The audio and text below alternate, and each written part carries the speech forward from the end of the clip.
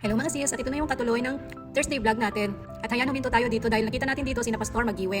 At hayon nga si Pastora Sheila, binibidyohan yung church. Yan pala yung church ng Bible Methodist dito sa Luna Isabela. Ang church kung saan naka-assign ang kasamahan naming pastor na namatayan. Pero umalis din kami doon dahil hindi doon nakaburol ang anak, kundi sa Harana, Luna Isabela. At bago kami dumiretso doon, huminto muna kami dito para mag-lunch dahil lunchtime na. At sinabihan na rin namin sina Pastor Jonathan at dito na lang kami lahat kakain dito sa Biryani House. Oo, Biryani House nga pala ang pangalan nito. At ayan na nga sina Pastora Maylin at Heart, tumitingin na sila ng kanilang pagkain.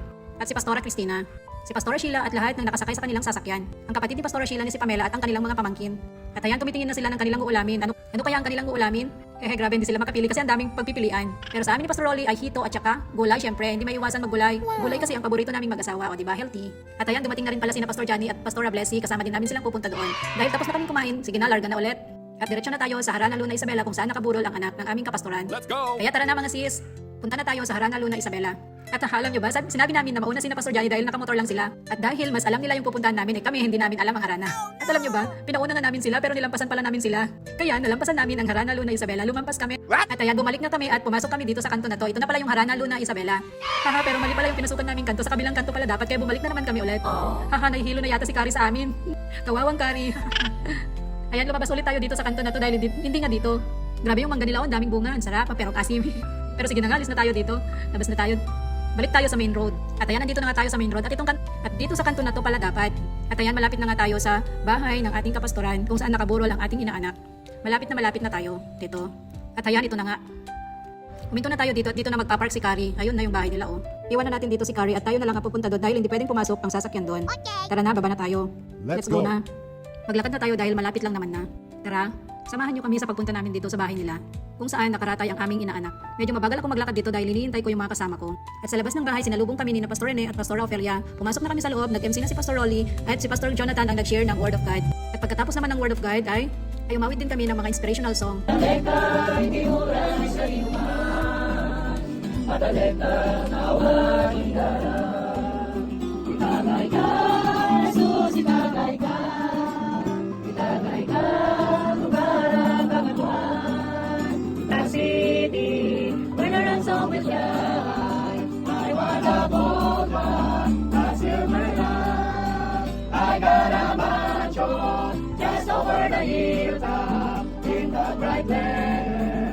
At nung medyo matagal-tagal na rin kami, mga ilang oras na din, nagpaalam na rin kami.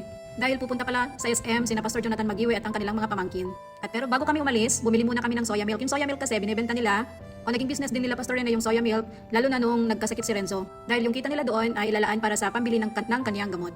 At syempre, bago kami umalis, nakipagkamayan muna kami kina Pastor Ofelia at Pastor Rene. At hayan, umalis na nga kami, nagpaalam na kami.